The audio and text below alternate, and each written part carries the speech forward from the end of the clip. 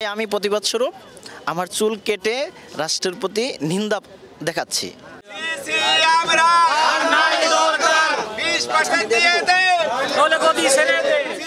আব্দুল খালিক, আমার বাড়ি আমি ময়মনসিংহ জেলার তিশাল উপজেলার বর্মাকাকসর ফাজিল মাদ্রাসার সহকারী শিক্ষক ইংরেজি।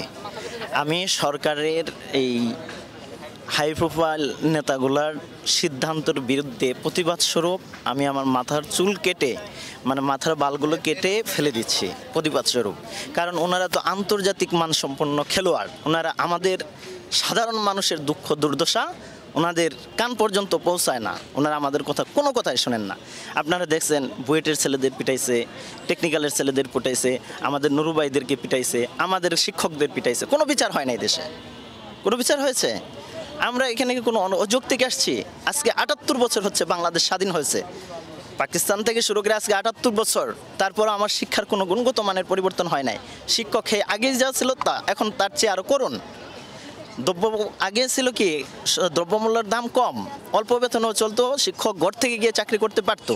কিন্তু আধুনিক কারণে শিক্ষক নিজ ঘর থেকে চাকরি করতে পারে না, দ্রব্যমূল্যের ঊর্ধ্বগতি, অল্প টাকায় কোনো সরকার এটা দেয় না। আমরা আওয়ামী লীগের সময় আন্দোলন করছি, আওয়ামী লীগ সরকার তো পূরণ করে নাই, সে স্বৈরাচার ছিল।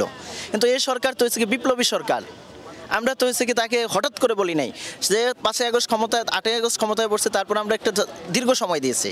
ফেব্রুয়ারি পরে আমরা আইসা আপনার আমাদের আন্দোলন দাবি দেওয়া উপস্থাপন করছে ওই সময়। তখন তারা বলছে যে কি আমাদের 45% দিতে পারবে না, আপনারা একটা যৌক্তিক দাবি বলেন, আমরা যৌক্তিক বিষয়গুলো মেনে নিব। তাই আমরা যৌক্তিকে 20% পর্যন্ত আইসা বলছে, তারপরে তারা আরও সময় চেয়েছে, হিসাব চেয়েছে, আমরা সবই তাদের কথা শুনছি। এখন সময়তে আইসা আমাদের সাথে ঠাট্টা করে 500 টাকার একটা প্রজ্ঞাপন দিল, এখন বলতেছে তাদের টাকা নাই। এটা কি সত্য যে টাকা নাই?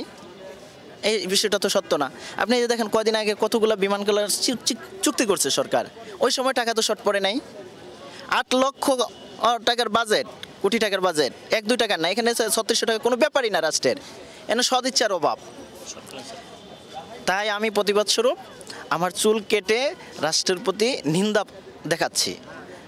এর চেয়ে করার কিছু নাই। অলরেডি আমি অনশন করতেছি, অনশনের পাশাপাশি চুল কেটে ফেলে দিব।